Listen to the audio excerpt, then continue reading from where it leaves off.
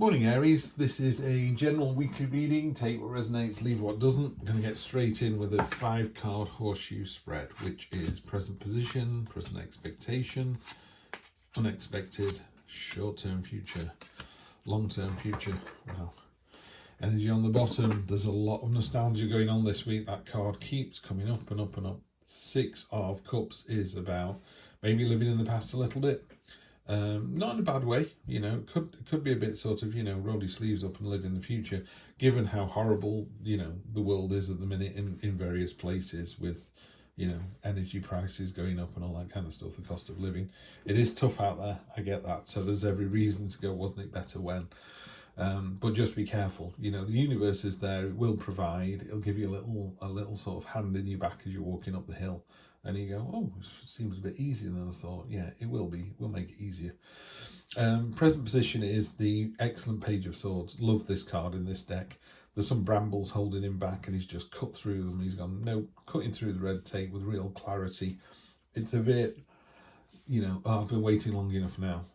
I'm trying to get an appointment at the doctor's, or I'm trying to see the bank manager, or whatever it is. There's something where you've just gone, enough. Yeah, and you find a way to get through it, and you get through it really successfully. And other people are kind of inspired by that and go, wow, check this person out, they really did it. So maybe you do something, then you blog about it or post about it, go, this is how you get this result. Really positive card. Present expectation, fantastic. I mean, the Ace of Cups is probably the second best card in the deck in most traditional reads. Those poppies underneath are your hopes, dreams, wishes, and they can be as big as you want, as important as you want. And it's about watering them with intent. I always say to people, what's your dream? And they go, oh, to have a house on a cliff by the seaside. And I'm like, fantastic. How big's the house? Has it got a garden? Do plants grow when they're that close to the seaside? Is it a bit wind-blown and salty?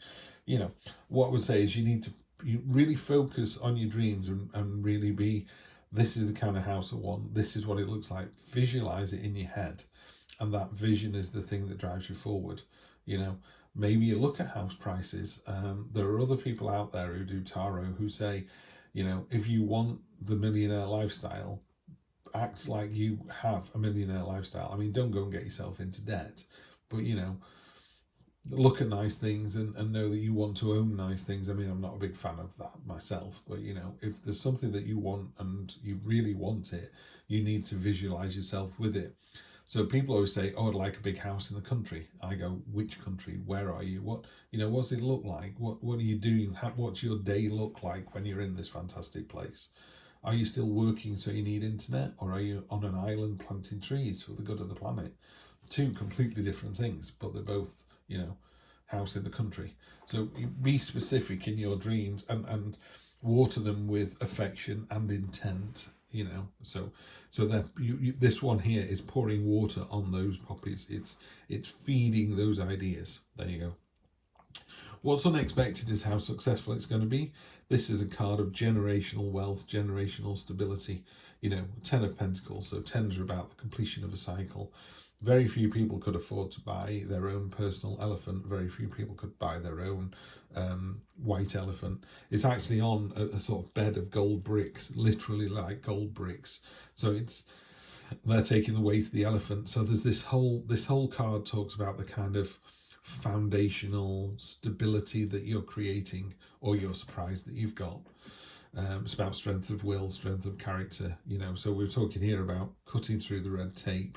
Maybe you're trying to get a business loan or something, you really want it, you're focused, you've got your ideas, your visions in place, and surprisingly the bank has gone, do you know what, I can see exactly where you're going with this. Yes, you can have the $100,000 that you want to set up the business, and you're like, excuse me, played for and got. That's what I would say. Hierophant in your short-term future is try not to go it alone. In this particular reading, there's a beehive on top of the staff. This guy's wearing a mask because it's not important who this person is. This is about the greater good.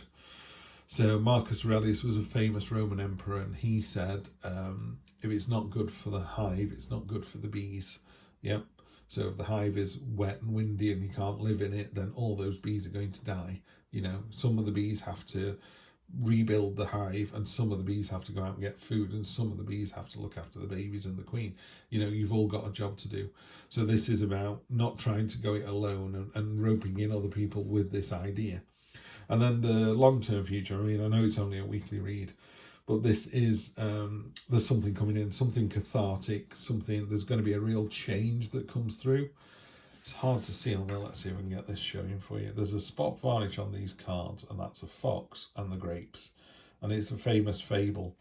And basically the fox was walking past the grapes and went, oh, they look delicious. I could really do with a mouthful of grapes now just to keep me going. And he jumps up and jumps up and jumps up, and he can't reach them. So he convinces himself the grapes are sour and walks away. So the grapes have gone from being sweet and delicious to being sour and disgusting in one person's mind. Yeah. The grapes themselves never changed. They were grapes before, the grapes now. It's just your opinion of them. And that's what this tower moment does. There's something coming in, it's going to change your way of thinking. It could be this thing here. This is the unexpected card is the one that's really drawing me in. You're not expecting this to go quite so well. If it was a relationship, you've had enough of pussyfooting around, or titting about, as I call it, you know, and you've just gone, this is the person I want to be with. Hang the consequences, I'm going to be with this person. It's a new start with real emotion and love, and this is my dream, this is my soulmate, this is what I want. Wow, that worked out better than I thought. Making sure everybody's on board, yeah, and everybody is on board, because it's all change. Yeah, now it all changes. Maybe, and I'm not suggesting this, by the way, maybe you have your eyes set on your soulmate, and that soulmate happens to be already in a relationship, or even more difficult, they're in a relationship with children. Yeah, so you've got to be really, really sure that this is the person you want, because you don't want to put children through something like that for the sake of a 1 month fling, you know. So if you're sure and positive, my first wife left me for her, you know, soulmate. They're still together. So she found her soulmate, I found mine. We're both very happy. Not saying long ago it wasn't quite cathartic and the tower moment very upsetting for everybody. There were no children involved, fortunately. But you know, that needed to happen. So I think here, if you're going, this needs to happen, I need to be in this relationship with this person, I need to get that new job, I need to put that person's going to be made redundant if I get this job. That's a horrible way of thinking, but if that's what needs to happen, yeah, you can't run your life hoping that it doesn't upset somebody else's life. You have to run your life as best and honestly and as authentically as you can. And if it causes someone to lose a partner or become redundant, that's their journey. Then the universe will go, I know you've been made redundant, but now it's your time to put your feet up. Or the money you get from redundancy, you set up a new business and become a billionaire. So, you know, you've got to look at it like, did I make someone redundant, or did I start them on the process to being a billionaire? Yeah. So what you need to do is just be honest and authentic. If that's what you want, go and get it. Don't, you know, yes, you may break some hearts on the way, but don't convince yourself that those grapes are sour. If you see someone beautiful and go, that's my soulmate, I want to spend the rest of my life with them, but I'm not going to because they're married and they've got kids, you're convincing yourself that they're not worth loving. They go, they're not as nice as I thought they were. Yes, they are. They were always as nice as they thought they were. You just changed your opinion of them. Yeah. Whereas if you're honest and authentic and open and go, this is what I want, this is the person I want to spend the rest of my life with. There are instances of that all over the place. Lots of celebrities have broken up with others and been with someone else for the rest of their lives quite happily.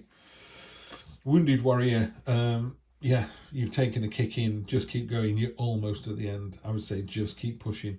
So this red tape thing can sometimes weigh you down. It's like, really, have we got to go through all this again? Yeah, you have. But don't worry, it's successful. It's just, you're 99% of the way there. And some people go, I cannot put my foot in front of and you go, but the finish line is right there. You can almost touch it. One more step, 1 more hour, 1 more day. Yeah, just keep going. Page of Wands, passion, enthusiasm. In the True Black deck, it is a woman creating a portal that she's jumping through. It's jumping into the next adventure with both feet. Love to see that on top of the ace. Yeah, that's doubling down on that. This has come up in the last 3 readings. This is crazy. And this is the first time it's come up in the Rider-Waite. Choices, choices, choices. You have to make a choice. Some are things that you know about. Some are things you have no idea what they are. Some things are coming out of the middle of nowhere, like this tower moment. So this has appeared on top of this, and it's gone, you need to make a choice. Yeah, maybe you've gone to the bank. You know, we're talking about you go to the bank and you've asked them for a loan for $100,000, and they go, do you know what? We've just assessed your business plan, and we think it actually needs $200,000, and we're going to give you that money. And then you're like, whoa, what just happened? Yeah, now I've got a choice to make. Do I stick with 100,000, which is what I think I need for the business? Or does this business advisor know what he's talking about, saying you're going to need 200, or are they just trying to take 200,000 in debt off you? Yeah, so you've got to make that choice. In this particular tarot deck, the smoke around the cups, and what it talks about quite strongly is you have a choice to make. If you don't make a choice, those choices will turn to smoke and go away. They come back around again, but could be a year, could be 2 years, you know, could be slightly different choices. So when you've got a choice to make, please, please, please make a choice.